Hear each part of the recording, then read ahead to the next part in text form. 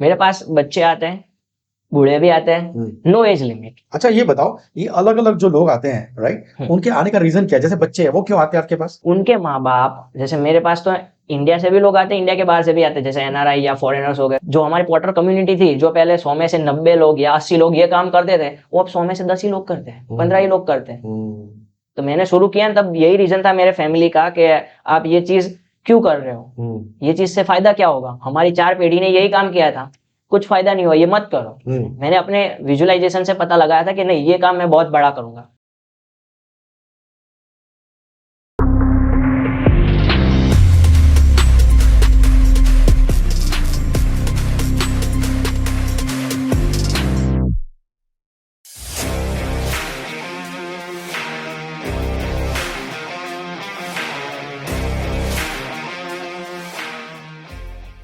Friends, hello and welcome.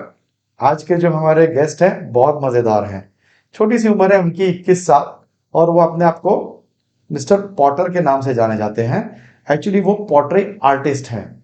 अगर आपको life में कभी भी कोई भी स्ट्रेस हो, चले जाइएगा, इनकी वर्कशॉप है बहुत सारी, और डिटेल में हम इनसे पूछते हैं, बात करते हैं, जानते हैं कि वो अपनी वर्कशॉप्स कैसे करते हैं, क्या करते हैं, और किस तरह वो हर एक इंसान का स्ट्रेस दूर करते हैं। हमारी टीम ने इनको जहाँ पे पकड़ा वो है आज हमारी बिल्डिंग के साथ वाली बिल्डिंग में। ये कॉर्पोरेट उसमें आए थे, आईटी कंपनी में आए थे, जहाँ पे ये पॉटरी सिखा रहे थे जो आईटी एम्प्लॉयज हैं उनको। तो बड़ा इंटरेस्टिंग सब्जेक्ट है इनका। चलिए आज इन्हीं से जानते हैं, इन्हीं की कहानी, इन्हीं की जुबानी, और किस उम्र में इन्होंने स्टार्ट किया। वेलकम पार्थ भाई, कैसे हैं बस मिस्टर पॉटर? थैंक यू पहले तो आपको कि आपने मुझे इनवाइट किया यहाँ पे पॉडकास्ट के लिए। और आप बड़ा इंटरेस्टिंग है सब्जेक्ट हमारे लिए, इसलिए हमने आपको बुलाया। Yes yes yes. मेरी टीम ने मुझसे कहा था कि हम एक आदमी से मिल रहे हैं और वो अपने सब्जेक्ट का प्रोफेसर है। तो मेरी जो आपकी इमेज थी वो ये थी कि प्रोफेसर मतलब सफेद बाल होगा, बड़ी सारी उसकी उम्र होगी, ठीक है, 55 प्लस का होगा। जब आप आए तो मैंने उनसे पूछा प्रोफेसर साहब कहाँ हैं? बोले यही तो प्रोफेसर है। सो आपको प्रोफेसर बुलाते हैं मिस्टर पॉटर। आपको लग रहा है कि प्रोफेसर, मगर मैं ऐसा नहीं हूँ। हाँ, मैं मिट्टी से जुड़ा रहने वाला आदमी हूँ। मुझे मिट्टी से ज्यादा पसंद है, मिट्टी से चीजें बनाना, सिखाना। तो अभी तक मैं उसके साथ ही जुड़ा हुआ हूँ और आगे भी जुड़ा हुआ ही रहूंगा। मुझे प्रोफेसर का दर्जा नहीं चाहिए। मैं सिर्फ पॉटर से ही हूँ, हाँ। कुम्हार। नहीं, प्रोफेसर वो इसलिए कह रहे थे कि आप सिखा रहे थे ना, यस तो यस उन्होंने वो यस। देखा होगा आपको सिखाते हुए, तो जिस तरह आप सिखा रहे थे उनको लगा कि यार ये प्रोफेसर मतलब इतने प्यार से और इतने ध्यान लगा के आप सिखा रहे थे, इसलिए उन्होंने बोला कि वो प्रोफेसर है। मुझे सीख मतलब ऐसा ही है, सिखाना पसंद है। मैं उसको प्यार करता हूँ तो सिखाने को। तो जो लोग आते हैं उनको मैं बड़े ही प्यार से सिखाता हूँ कि आप ऐसे करो, ऐसे करो, ये करने से आपका ये होगा, ये चीज बन पाएगी वैसे। चलिए जानते हैं आपकी पॉटरी की जर्नी कैसे शुरुआत हुई आपकी। मैं छोटा था तब से मुझे क्रिएटिव आइडियाज आने लगते थे कि मैं ये करूंगा, फ्यूचर में जाके ये करूंगा। मगर जब करना शुरू किया तब कुछ नहीं हो पाया मेरे से। तो धीरे धीरे करके, मतलब पहले तो पढ़ाई में मन नहीं था मेरा। अच्छा, फिर धीरे धीरे करके पढ़ाई कंप्लीट की। कितना बरस तक पढ़ाई अभी करना? अभी तो कॉलेज ग्रेजुएशन का लास्ट ईयर है। अच्छा। मैं अभी पढ़ाई ड्रॉप आउट करूँ कंटिन्यू, ऐसा सोच रहा हूँ। अच्छा। मगर धीरे धीरे करके कॉलेज ग्रेजुएशन तक तो मैं पहुंच गया हूँ। तो जर्नी मेरी शुरू हुई कॉलेज के पहले ईयर से। थोड़ा मेरा ग्रो हुआ बिजनेस। उससे पहले मैं प्रैक्टिस हर दिन कर रहा था। लाइक मैं 7th स्टैंडर्ड में था तब से यही काम कर रहा हूँ, सबको सिखाने का, बताने का। जैसे आपने मेरे बारे में पढ़ा कि पॉटरी कर रहा था, वैसे ही मैं और भी चीजें करता था। लाइक अच्छा, जैसे जैसे मैंने अभी तक लाइफ में 3 अलग अलग टाइप्स के बिजनेस किए हैं। हाँ, कौन कौन से? एक पॉटरी, जी फोटोग्राफी, जी। फायर क्रैकर्स यानी सीजनेबल्स, अच्छा, फायर क्रैकर्स भी कर देते? फ्रेंडशिप बेल्ट्स वगैरह सेल करना। तो अच्छा। उसमें से ही मैंने बहुत सारी चीजें सीखी, बहुत सारी गलतियां की, बहुत सारे लॉसेस झेले। फिर उन्हीं गलतियों से सीख सीख के पोर्ट्रेट और फोटोग्राफी, दो चीज में धीरे धीरे आगे करने लगा। तो सीजनल बिजनेस का क्या रहा, वो आप करते हैं नहीं करते हैं? अभी सीजनल बिजनेस में ऐसा होता है कि कोई पर्टिकुलर आपको 1 या 2 लाइन अच्छी लगती है या उसमें आपको आगे ग्रो होना है तो कुछ चीज छोड़नी पड़ती है। लाइफ में ऐसा होता है कि जी। कुछ चीज पाने के लिए कुछ चीज छोड़ना पड़ता है। तो मैंने अपनी लाइफ में वो जो चीज़ मैं पहले कर रहा था जिससे मुझे थोड़ी आगे कामयाबी मिली या फिर हेल्प हो गई मेरी, तो वो चीज़ मैंने धीरे धीरे कम कर दी और जिस चीज़ में मुझे आगे बढ़ना था उस चीज़ में मैंने थोड़ा ध्यान दे के आगे बढ़ा। अच्छा, तो मतलब आप आगे बढ़े पॉटरी में। यस, मुझे पॉटरी में आगे बढ़ना था, मेरे फैमिली बिजनेस को थोड़ा आगे ले जाना था और मुझे खुद से प्रोफेशन में ऐसा था कि मैं फोटोग्राफी भी आगे करूँ। अच्छा। तो मैंने फोटोग्राफी में जब ये कॉलेज शुरू हुआ उससे पहले फोटोग्राफी में कैमरा ले लिया, इन्वेस्टमेंट शुरू कर दिया, लाइटिंग सेटअप वगैरह। फिर मेरा पॉटरी में ध्यान थोड़ा थोड़ा ज्यादा होने लगा। अच्छा, तो फोटोग्राफी से ज्यादा पॉटरी में आपका ध्यान हो गया। हाँ, ऐसा पह- क्या रीजन था कि आप पॉटरी में ज्यादा गए और फोटोग्राफी को आपने सेकंड दर्जा दिया? पॉटरी में मुझे हर दिन नए लोगों से मिलना होता था, अच्छा। हर दिन कुछ नया सीखना होता था, हाँ हाँ। हर दिन खुद को गलतियां कर करके और आगे बढ़ना था। तो इसलिए मैंने पॉटरी का चूज किया कि यहाँ पे लोग मुझे मिल रहे हैं हाँ। अलग अलग फील्ड से। अच्छा। फोटोग्राफी में ऐसा था कि थोड़ा कंपटीशन था, कुछ लोग मिल नहीं रहे थे, मार्केटिंग के लिए मुझे पास आइडियाज कम थे जितने मेरे पास पोर्ट्री के आइडियाज थे। तो मैंने बोला क्यों ना इस पे ही वर्क करें और ये फैमिली बिजनेस है, इसको ही आगे ग्रो करें। वाह, बहुत बढ़िया। छोटी सी उम्र में बड़ी बड़ी बातें करते हो पार्थ, अच्छा लगता है, हमें बड़ा पसंद है जब आप इतने मोटिवेटेड वे में बात करते हो।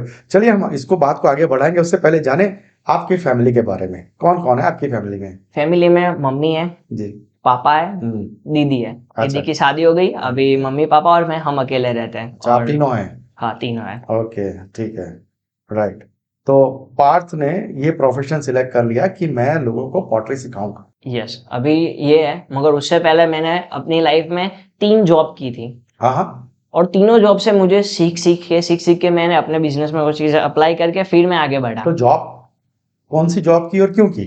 मैं पहले 10th में फेल हुआ था। अच्छा। तब मेरे पास आगे फ्यूचर का कोई रास्ता ही नहीं दिखाई दे रहा था। अब बोले कि अब क्या करना पड़ेगा, पैसे की जरूरत तो सबको होती है और मुझे भी लगा कि अब मुझे कहीं से तो पैसे लाने पड़ेंगे, क्योंकि मैं सीजनेबल बिजनेस जो करता था वो सीजनेबल सीजन के टाइम पे ही वो करता था जी। और वहां के पैसे बैंक में, एफडी में या दूसरे बिजनेस में, बस उतने ही। अब मुझे पास कुछ कैश फ्लो चाहिए था जो हर महीने कुछ ना कुछ मिनिमम अमाउंट आया जिससे मैं अपना काम चला सकूं, कुछ नई चीजें खरीदनी हो तो खरीद सकूं या ज्यादा बड़ा इन्वेस्टमेंट करना हो। तो मुझे लगा कि जॉब करनी चाहिए। तो पहले दिन गया मैं एक शोरूम में, वहां पे मुझे जॉब के लिए बोला। तो मैंने वहां पे गया तो वहां पे बोले कि ये काम करना है। तो मैं वहां पे गया एक दिन के, उन्होंने बोला आपको 100 रुपये हम देंगे, अच्छा। यानी महीने के आपको हो गए 3,000। बोला कोई बात नहीं, चलो 3,000 मिल रहे, शुरू करते हैं। तो वहां पे एक दिन गया, फिर पता चला ये काम तो मेरे काम का नहीं है, कुछ अलग ही है। किस तो चीज का शोरूम था? मैंने बाइक्स का। अच्छा। तो मैंने वहां पे जो काम दिया उन्होंने, वो काम तो मैंने किया। फिर वो कुछ ऐसा काम की डिमांड कर रहे थे जो मुझे करना नहीं था और मुझे पसंद नहीं था। तो फिर मैंने वहां से एक ही दिन में छोड़ दिया ओ।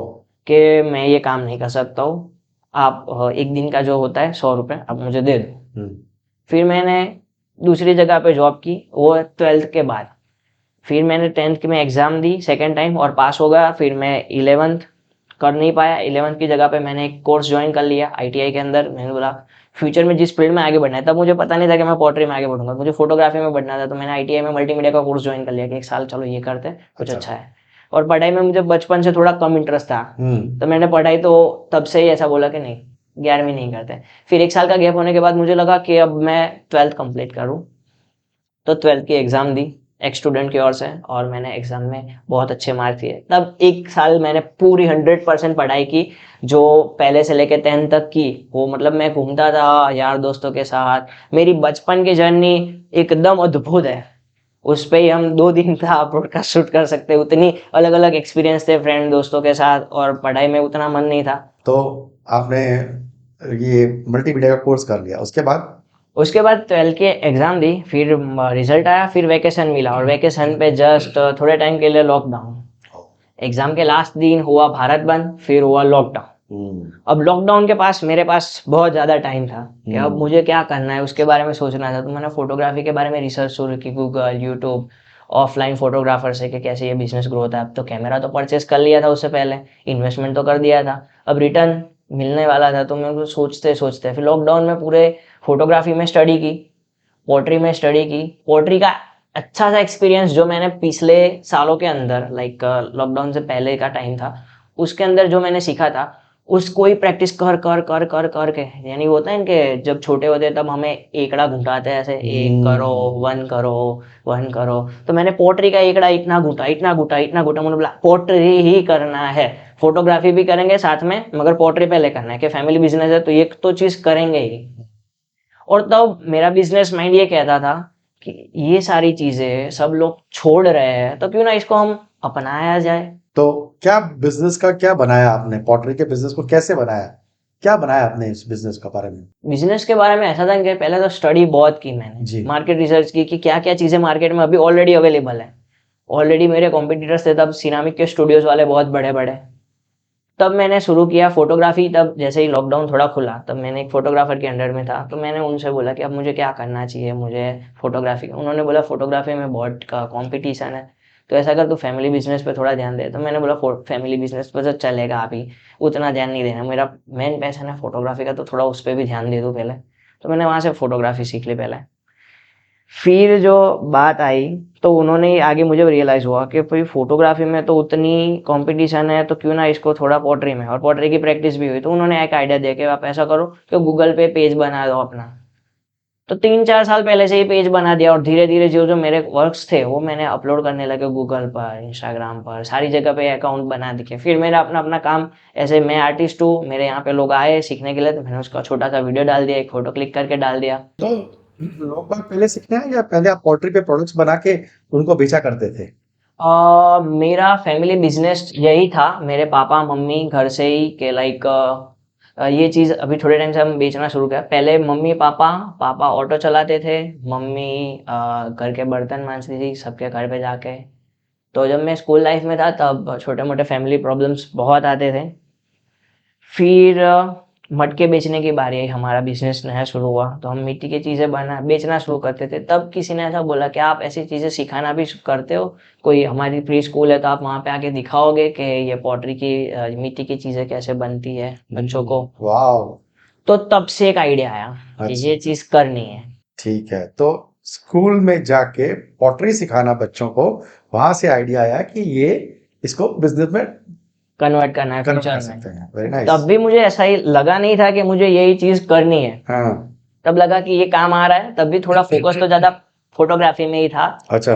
फिर एक प्री स्कूल में से मेरा काम पसंद आया, क्योंकि मुझे जब भी आप कोई नई चीज़ सीखते हो तो उतनी जल्दी आपको कामयाबी नहीं मिलती, उसके लिए बहुत टाइम लगता है। तो मुझे शुरू में ऐसा लगा कि इसमें थोड़ा टाइम मुझे ज़्यादा जाएगा, ये फोटोग्राफी में जाती है। तब तो मेरा ऐसा ही सबकॉन्शियस माइंड में ऐसा चला था कि मैं एक अच्छा फोटोग्राफर हूँ, मैं फोटोज़ क्लिक कर देता हूँ, मेरे पास बड़े बड़े सेलिब्रिटी क्लिक करवाने के आता है, बस मेरी लाइफ ऐसी है।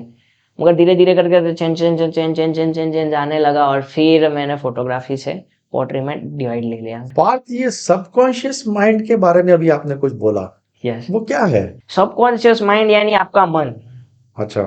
और माइंड यानी आपका मगज। अब हम्म। मन और मगज दोनों को मिलाना होता है। ये सबकॉन्शियस माइंड और माइंड का गेम होता है कि आप कोई चीज सोचते हो और वो चीज माइंड में सोचते रहते हो, तो वो चीज फिर धीरे धीरे अमल में होती है।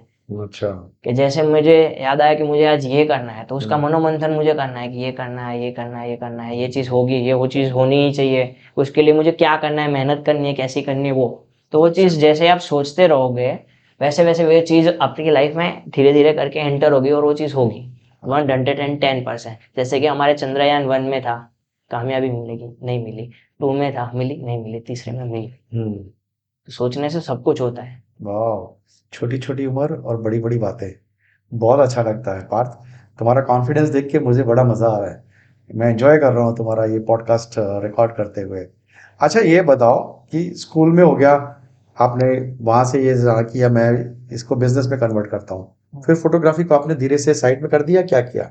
नहीं, फोटोग्राफी एक्चुअली पैशन था। अभी आप कोई भी, यानी मान लो कि आपकी अगर शादी हो गई है तो आप अपने पहले प्यार को नहीं भूल सकते।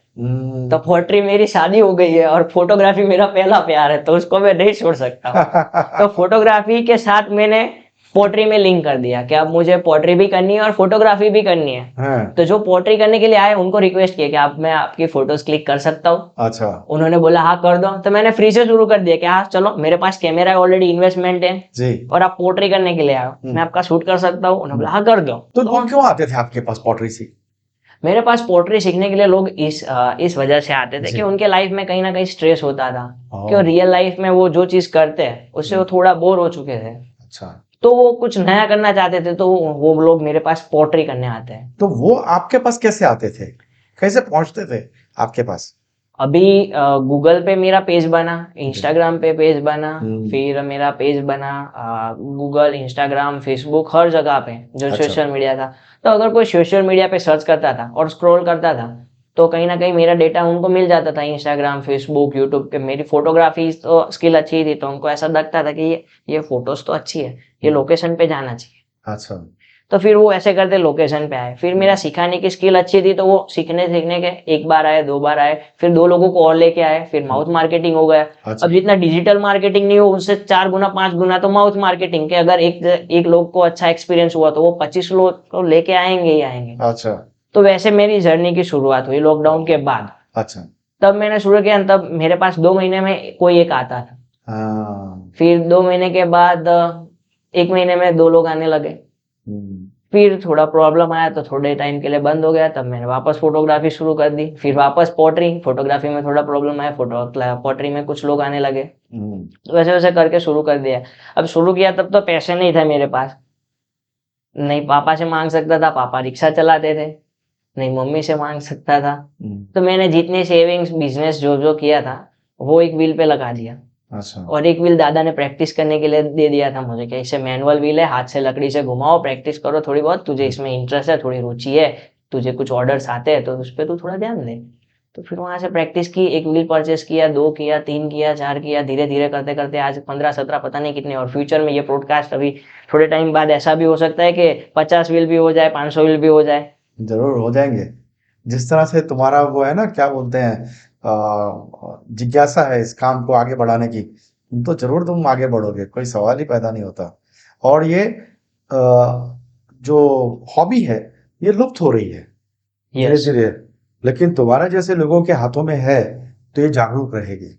इसीलिए मैंने ये चीज शुरू की कि मुझे चीजें बना के बेचनी नहीं है। अच्छा। अब मैं चीजें बना के बेचूंगा तो 15 लोगों को ही मैं कर पाऊंगा ये ऑर्डर। यानी कि आप आए मेरे पास, मैंने 2 चीज बनाई, आप ले गए, दूसरे कोई आए, 2 चीज बनाई, उनको दे दी। ऐसा मुझे नहीं करना था कि आप ये चीज सीखो, ये कुछ नया है, आप भी सीखो, आप भी शुरू करो सिखाना, कोई इश्यू नहीं है। मुझे ऐसा नहीं है। I believe in competition, I don't believe in competition, वाह। आई बिलीव इन कोलेब्रेशन, कि हम साथ में मिलके करते हैं। चलो आज मैंने, जैसे आपके यहाँ पर पॉडकास्ट से पहले है, वहाँ पे एक वर्कशॉप ही था, वो मेरे यहाँ पे आए, उनको अच्छा लगा, उन्होंने बोला एक एम्प्लॉय एंगेज एक्टिविटी कर देते हैं यहाँ पे, सभी लोगों के लिए करो, तुम्हारी स्किल अच्छी है।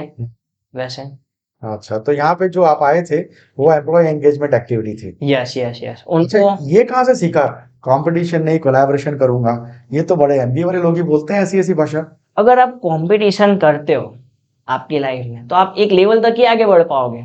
वो कितना आगे गया, वो कितना आगे गया, उस पर ही ध्यान रहेगा। मगर आप ऐसा करोगे ना, साथ सबका साथ लेके चलोगे ना, तभी मान लो कि अभी पोएट्री में जैसे मेरे पास कोई अहमदाबाद के 0.1% आ रहे हैं लोग, अगर मैंने अपने फील्ड के जितने भी आर्टिस्ट है सबको मिला के कुछ नया किया ना, तो अहमदाबाद के 0.1% लोग हैं ना, उनमें से मैं मानता हूँ तब 5 से 7% लोग आ जाएंगे मेरे पास, या सबके पास। अभी जो लोग सब ये काम कर रहे हैं, सिखाने का हुआ कि बेचने का हुआ, कि वो जो लोग जितने परसेंट कमा रहे हैं पैसे, वो साथ में मिलके हम करेंगे ना, तो वो डेफिनेटली सबका वो ग्रो ही होगा। ठीक है, बढ़िया है। अच्छा, बात ये बताइए कि आपका कोई ये जो सिखाने का जो मेथोडोलॉजी है, इसमें कुछ ग्रुप्स वगैरह होते हैं, कैसे आप करते हो? मेरे पास एक अलग अलग पैकेजेस हम बनाते हैं। जैसे? तो जैसे कि किसी को 1 दिन के लिए आना हुआ, जी। किसी को 2 दिन के लिए करना हुआ, किसी को 5 दिन के लिए करना हो, तो सबके लिए अलग अलग पैकेजेस है। 5 डेज वर्कशॉप अलग है, आप अच्छा। अपने हिसाब से टाइम से आ सकते हो यहाँ पे। फिर किसी के 2 दिन के वर्कशॉप अलग है, सैटरडे संडे आना हो तो अलग है। मंडे टू संडे के बीच में सिर्फ 1 घंटा आना है, 2 घंटा आना है, बच्चों को साथ में लेके आना है, कपल्स के साथ आना है, तो उनके लिए भी अलग अलग पैकेजेस डिजाइन किए। सो बच्चे भी आते हैं, कपल्स भी आते हैं, और पूरी फैमिली मिलके भी आती है? यस, अच्छा। मेरे पास बच्चे आते हैं, बूढ़े भी आते हैं, नो एज लिमिट। अच्छा, ये बताओ, ये अलग अलग जो लोग आते हैं, राइट, उनके आने का रीजन क्या है? जैसे बच्चे हैं, वो क्यों आते हैं आपके पास? उनके माँ बाप, जैसे मेरे पास तो इंडिया से भी लोग आते हैं, इंडिया के बाहर से भी आते हैं, जैसे एनआरआई या फॉरेनर्स हो गए, तो अच्छा, वो क्यों आते हैं?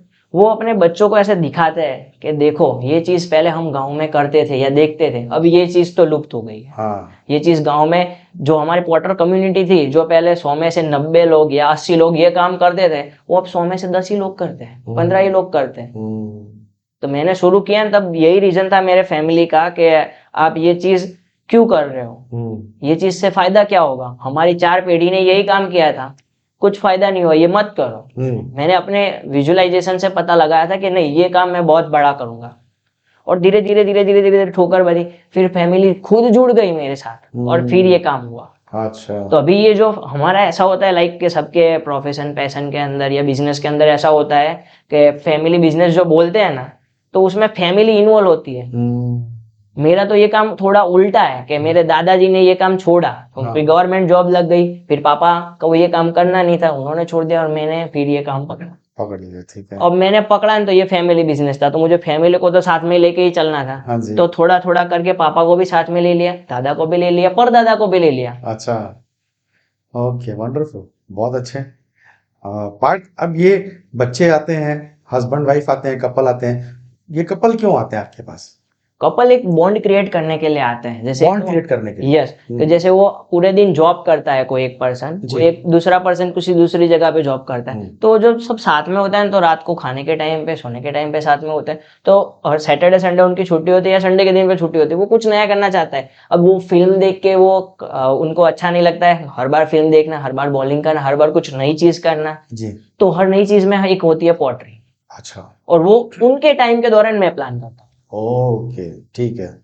राइट राइट राइट, तो जैसे उनको चाहिए वैसे आप प्लान कर देते हो। यस, वैसे पैकेज बना देते हो। यस, उनको चाहिए नून में आ जाओ, इवनिंग में चाहिए इवनिंग में आ जाओ, मॉर्निंग में चाहिए मॉर्निंग में आ जाओ। वाओ। तो जब उनको पसंद है, अभी आपको पिज्जा खाने का मन है और आप किसी और जगह पे ऐसा बोल रहे हैं कि वो 15 दिन में एक ही बार पिज्जा बनेगा, आपको उसी तारीख के दौरान खाना आना है, बस वो मैंने सिस्टम ही निकाल दी।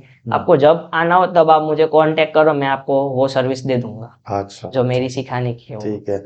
और कोई और भी पैकेज होता है जिसको जिसको बोलते हैं स्टार्टअप पैकेज, फिर पूरा पूरा पॉटरी सीखने का पैकेज, ऐसे कुछ भी होता है आपका? मैंने जब शुरू किया ना, तब सिर्फ मेरे पास 1 घंटे का पैकेज था, वो अच्छा। छोटे बच्चों के लिए, क्योंकि मैं खुद छोटा था। मैंने ये 16 साल की उम्र से पहले तो शुरू कर दिया था सिखाने का जी काम। जी। तो 16 में ऐसा था कि छोटे बच्चे को मैं सिखा सकता था, तो मैंने छोटे बच्चों का 1 घंटे का पैकेज बनाया। ओके। फिर थोड़ा एक्सपीरियंस बिल्ड हुआ, तब मैंने लगा कि नहीं, अब तो कोई बड़े भी पेरेंट्स भी हाथ लगा रहे, क्यों ना उनको सिखाया जाए, तो उनके लिए 2 घंटे के पैकेजेस बनाए। अब 2 घंटे में ऐसा होता था कि बहुत सारे लोगों की डिमांड थी कि अब कुछ नया करते, 2 घंटे तो हो गए, इतनी इतनी चीजें तो बना ली, कुछ नया करने के लिए क्या करें। तो फिर 3 घंटे हमने शुरू किया, फिर हुआ छोटा कोर्स। ये बात भाई हमें एक दिन के लिए तो आइए, आपने दिया ग्लास जो बाउल आप बनाते हो, वो तो आपने हमें थोड़ा बहुत सिखाया, थोड़ा बहुत हमसे टूटा, बना नहीं बना, अब हमें प्रॉपर सीखना है 100% के उसमें जी। आपका कोई हाथ नहीं होना चाहिए। जो अच्छा। हाथ हो, जो प्रोडक्ट बनाए वो हमारी होनी चाहिए। लाइक ग्लास बनाए तो ग्लास पूरा हमारा, बाउल बनाए तो हमारा पूरा।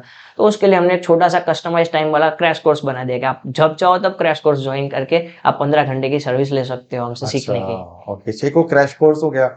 फिर उनको पूरा सीखना है, जैसे हैंड बिल्डिंग हो गया, व्हील थ्रोइंग हो गया, ग्लेजिंग हो गया, फायरिंग हो गया, सब कुछ सीखना है पॉटरी में। जी। तो मैंने बोला कि आप फुल कोर्स ज्वाइन करो। ओके, तो एक क्रैश कोर्स होता है और एक फुल कोर्स होता है।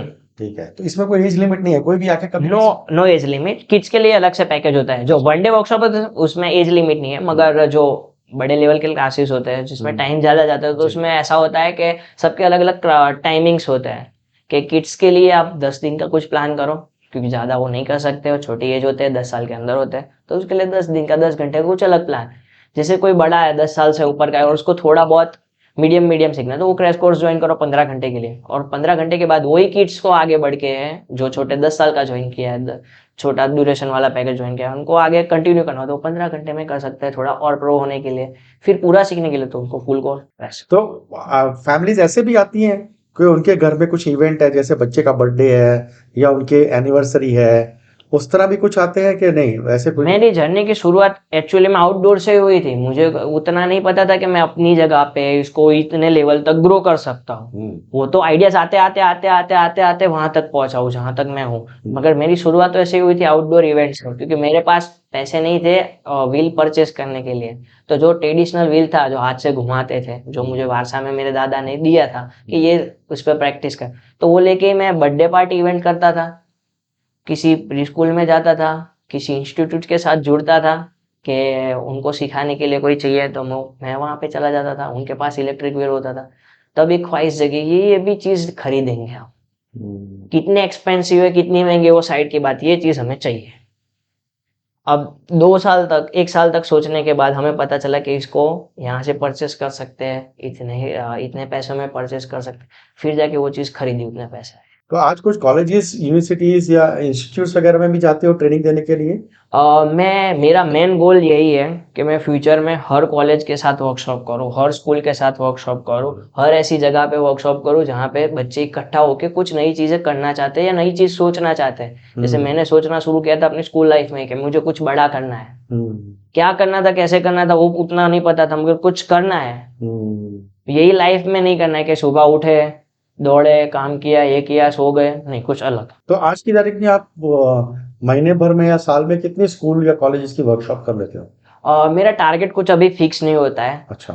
बहुत सारी स्कूल ऐसी है अहमदाबाद के अंदर जो पॉपुलर स्कूल है, उनको कुछ स्कूल तो मेरे वुडिंग्स लगाते हैं उनके मार्केटिंग के लिए। अच्छा। तो वो मुझे बहुत पसंद आता है कि वो स्कूल में मुझे बुलाते हैं, फिर वो पॉटरी के लिए भी प्रमोट करते हैं, जिसमें मेरी चीज़, जिसमें मेरा ध्यान, जिसमें मेरा जी है वो। तो अभी बहुत सारी ऐसी स्कूल है जहाँ से मुझे प्रमोट किया, मतलब ये आर्ट को प्रमोट कर रहे हैं मुझे। अच्छा, ये बताओ कि कॉर्पोरेट्स में भी आप जाते हो सीखने के लिए? यस, कि जैसे जहाँ पे सब लोग इकट्ठा होते हैं कुछ नया चीज़ करने के लिए, तो मुझे वहाँ पे जाना पसंद है। तो वहाँ पे कॉर्पोरेट के लिए मुझे इंक्वायरीज आती है कि पार्थ भाई आप यहाँ पे भी वर्कशॉप करो, तो मैं वहाँ पे जाता हूँ। अच्छा, तो आपके जो वर्कशॉप है उसका सिलेबस, मतलब उसके फ्लो कैसे होता है? क्या क्या चीजें आप बताते हो उसमें? लाइक बेसिक से मैं उनको बताता हूँ कि व्हील के अंदर मेरा मैं आर्टिस्ट हूँ व्हील का जी।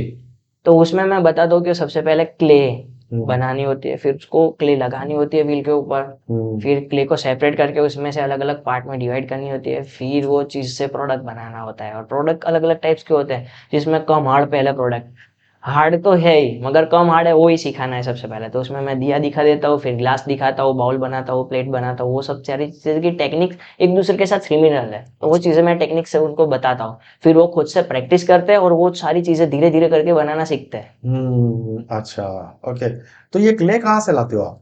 क्ले अलग अलग जगह से, नेचुरल सोर्स से वो मिलती है। लाइक मुझे ब्लैक सॉइल चाहिए तो नदी तालाब के नीचे होती है। लाइक मुझे टेराकोटा क्ले चाहिए तो कुदरत की कुछ कोयले की खान होती है जहाँ पे, तो वहाँ से कुछ थोड़े टाइम बाद वो रेड क्ले में वो कन्वर्ट हो जाती है। फिर जहाँ से ज्वालामुखी होती है वहाँ से कुछ अलग प्रकार की क्ले होती है। तो अलग अलग क्ले के रिसोर्स होते हैं, उनमें से जो चिकास वाली क्ले होती है वो पोट्री के लिए बनी होती है, जो नॉर्मल जमीन में से कड़कड़ वाली क्ले निकलती है वो पेड़ पौधों के लिए होती है। तो पार्थ, आपने कभी कोई एग्जीबिशन में पार्टिसिपेट किए जहाँ पे आपने प्रोडक्ट्स बनाई हो, वहाँ पे लाइव बनाते हो और दिखाते हैं? लाइव प्रोडक्ट और लाइव पोट्री को मैं ज़्यादा प्रमोट करता हूँ। मैं अभी पहले ऐसा था कि मैं अपनी चीज़ें बेचना नहीं चाहता, ये मेरा शौक था। अच्छा।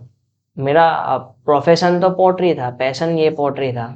प्रोफेशन तो फोटोग्राफी था, पैशन मेरा ये था, तो मैं उसको बेचना नहीं चाहता। मगर अभी कुछ फाइनेंशियली इश्यूज आए हैं मेरी लाइफ में, तो मैं अभी बेचता हूँ चीज़ें बना के।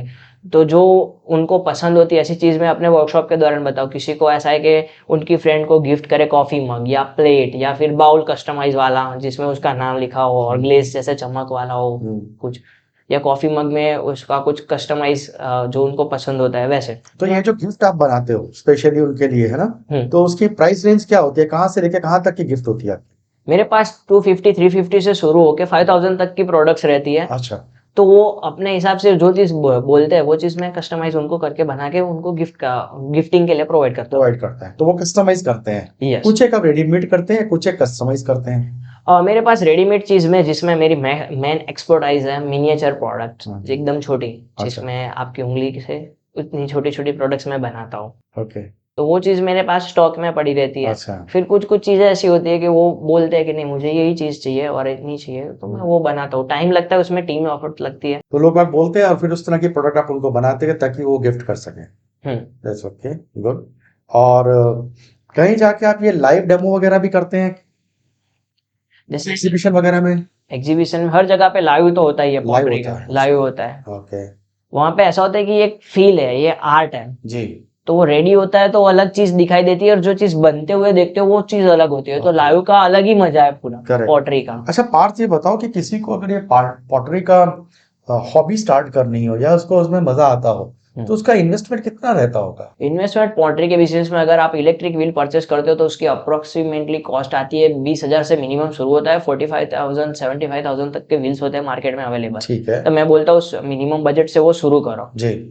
फिर जाके जैसे आपको लगे वैसे आप बड़ी मशीन परचेस कर सकते हो। ओके और इसके अलावा ये तो व्हील की कॉस्ट हो गई, उसके जी। अलावा फायरिंग के लिए अलग अलग मेथड्स होते हैं। उसमें से आप वुड फायर करते हो तो वो कम इन्वेस्टमेंट से शुरू होता है, इलेक्ट्रिक फायर करते हो तो उसमें थोड़ा ज्यादा कॉस्ट आता है, गैस फायर भी होता है। तो 3 प्रकार के ये प्रोसेस होता है फायरिंग के। अच्छा, और फिर कलर्स होते हैं? कलर्स ग्लेजिंग के लिए अलग से, वो तो एक परफेक्ट टेम्परेचर पे ही वो ग्लेज और सब मेल्ट होता है, तो जी। उसके लिए टेम्परेचर चाहिए। ओके फाइन, और क्ले भी लेनी होती है? क्ले भी लेनी होती है, तो वो थोड़ा छोटा मोटा इन्वेस्टमेंट बना के बड़ा मान इन्वेस्टमेंट। के चलो कि एक आध लाख रुपए में एक आदमी अपना पॉटरी का जो हॉबी है वो स्टार्ट कर सकता है?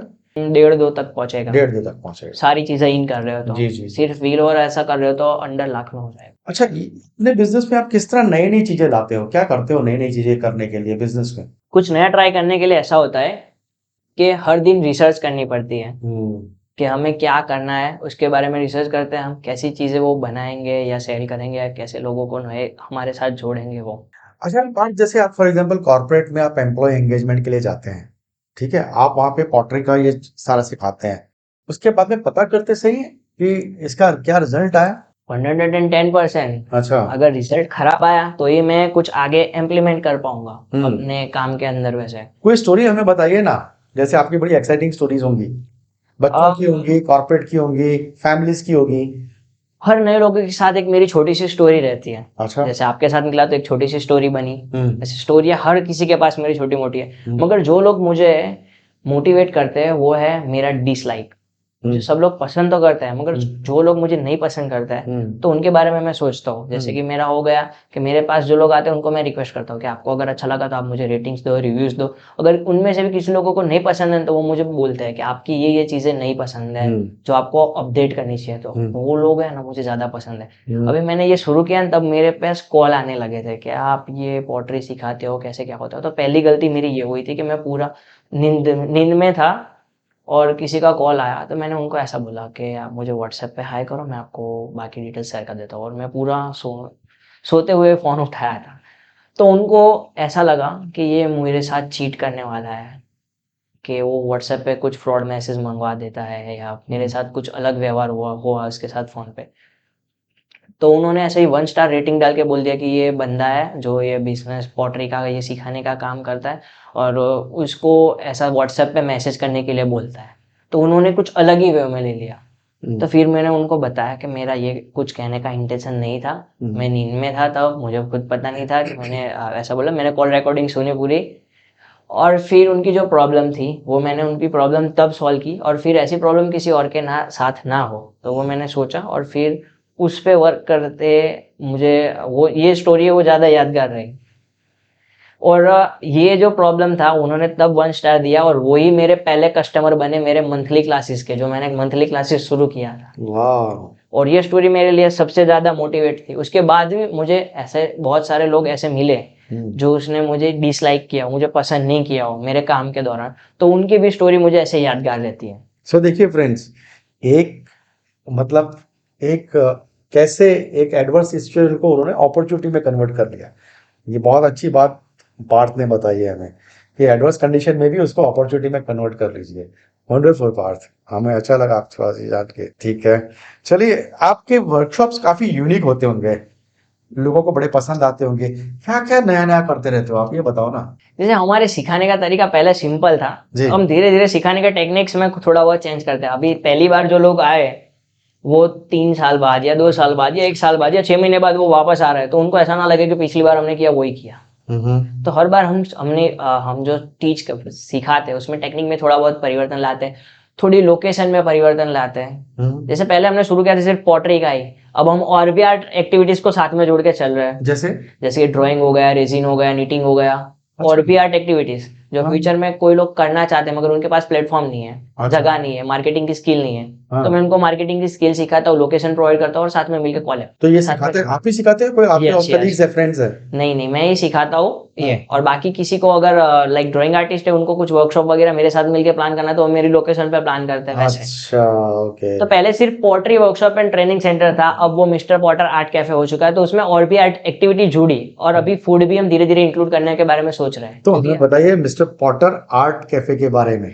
मिस्टर पॉटर आर्ट कैफे एक यूनिक थीम है, जी। जिसमें बहुत सारी आर्ट एक्टिविटी एवरीडे होती है। हम्म। जैसे ड्राइंग मैंने बताया, जैसे पॉटरी, जैसे मैंने पहले से ही बताया, पॉटरी, ड्राइंग, नीटिंग, वो सब। और उनके सैटरडे संडे अलग अलग वर्कशॉप, और एक ही जगह पे अलग अलग रूम के द्वारा, कि यहाँ पे जाओगे तो आपको ये चीज मिल जाएगी, यहाँ पे जाओ तो ये चीज मिल जाएगी, वैसे। तो कैफे भी तो है?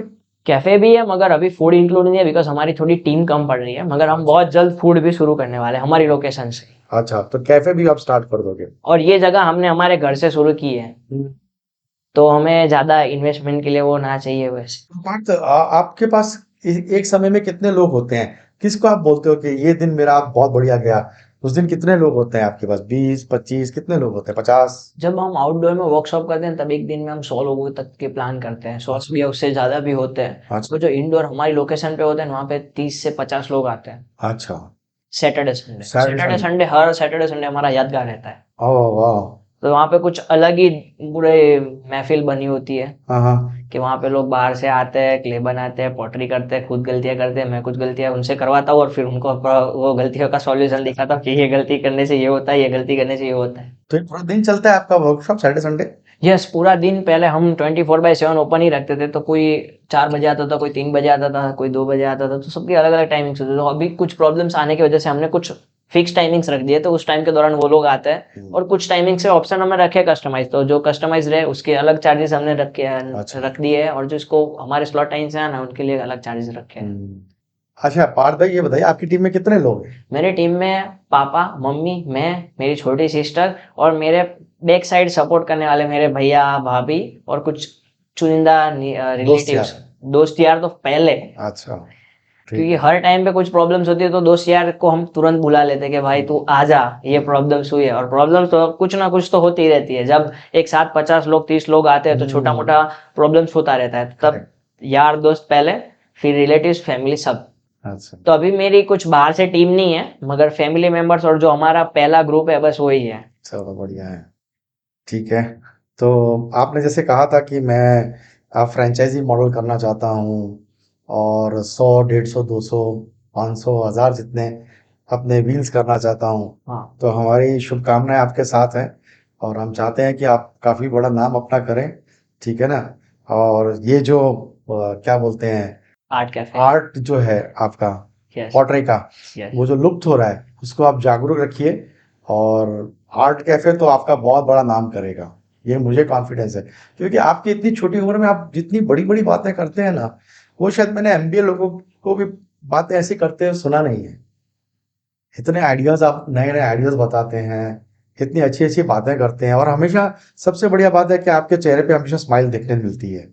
और जो जैसे मेरी टीम ने कहा कि आप प्रोफेसर की तरह, वाकई में आप एक प्रोफेसर हो। तो मैं एक गलतियां करने वाला इंसान हूँ, जो हर दिन गलतियां करता हूँ, हर दिन गलतियां करने से सीखता हूँ, और सीखते सीखते आगे बढ़ता हूँ। और सबको यही चीज मैं बताता हूँ कि गलतियां करो, गलतियां करना कोई बुरी बात नहीं है। गलतियां करो और गलतियां ना दोहराए, उसका ध्यान रखो। चलिए पार्थ भाई, लास्ट में आपको 1 मिनट देता हूँ, आप अपनी ऑडियंस से डायरेक्ट बात कर सकते हैं यहाँ पे, जो भी बात करना चाहें। लाइफ में फेलियर आते रहते हैं, मगर फेलियर से दुखी नहीं होना है, उसको एक तक में बदल देना है। जैसे मेरी लाइफ में फेलियर आया 10th के बाद, तो मैंने चेंज कर दिया अपनी लाइफ को ही पूरा। जैसे मेरी लाइफ में बहुत सारी प्रॉब्लम्स आई, मगर हर प्रॉब्लम्स को मैंने अपॉर्चुनिटी में कन्वर्ट कर दिया। वैसे आपकी लाइफ में भी प्रॉब्लम्स जो अभी फेस कर रहे हो आप, वो अपॉर्चुनिटी है आपके लिए। कुछ नया करो, कुछ शुरू करो जीरो से। प्रॉब्लम्स आए तो प्रॉब्लम से सीखो, लड़ो, आगे बढ़ो।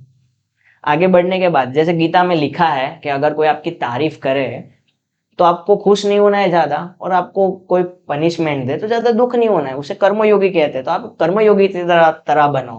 और गीता में लिखा क्या है कि आप मेहनत करो, फल की आशा मत रखो। तो अभी आपको नहीं मिल रहा है ना, वो फ्यूचर में डेफिनेटली मिलेगा। जो मुझे आज मिल रहा है ना, वो पहले मेरा कर्म ही था। जैसे मैंने शुरू किया तब मुझे बहुत सारी दिक्कतें आई थी, तब मैं बहुत रोता था अकेले अकेले में कि ये सारी चीज करनी है, ये सारी चीज करनी है, क्यों नहीं हो रही, क्या हो रहा है, कैसे। मगर जो अभी फल मिल रहा है ना बस, तो आप कर्म करते जाओ, फल की आशा बिल्कुल मत रखो। भगवान ने आपके लिए कुछ नया ही करने के लिए आपको यहाँ पे भेजा है, रूटीन सी लाइफ के लिए नहीं भेजा है। जो आप यूनिक करने के थॉट रखते हो तो आप डेफिनेटली वो चीज कर पाओगे और हो भी जाएगा। आपको विश्वास रखना है बस। So nice of you Parth भाई, बड़ा अच्छा लगा आपसे बात करके। और मुझे भी काफ़ी मोटिवेशन मिला है, क्योंकि आप इतनी छोटी उम्र में इतनी बड़ी बड़ी बातें और इतना अच्छा काम करते हैं लोगों की लाइफ में। आपको नहीं पता कि आप कितना कुछ कर रहे हैं। जैसे मतलब एक कपल है जिनकी आपस में बनती नहीं है, वो आपके वर्कशॉप में आते हैं, वो सीखते हैं और फिर वापस अपनी लाइफ में जुड़ जाते हैं। इससे बड़ी बात क्या हो सकती है। और बच्चे नई नई चीज़ें आके आज सीखते हैं आपसे। So I think blessed are those people. वो सब लोग बहुत आशीर्वाद आपको भी देते होंगे। 110% उनके आशीर्वाद के कारण तो हम इतने यहाँ पे इस लेवल तक पहुंच पाए हैं। तो हर कोई यहाँ पे मेरे पास जो आता है वो कहीं ना कहीं कुछ चीज और भी सीख के जाता है, सिर्फ पॉटरी नहीं। जी, जैसे हमने भी सीखा, पॉटरी तो सीखी नहीं, पर बाकी काफी चीजें सीख ली हैं आपसे। फाइन, बड़ा अच्छा लगा, thank you lot. Welcome welcome welcome.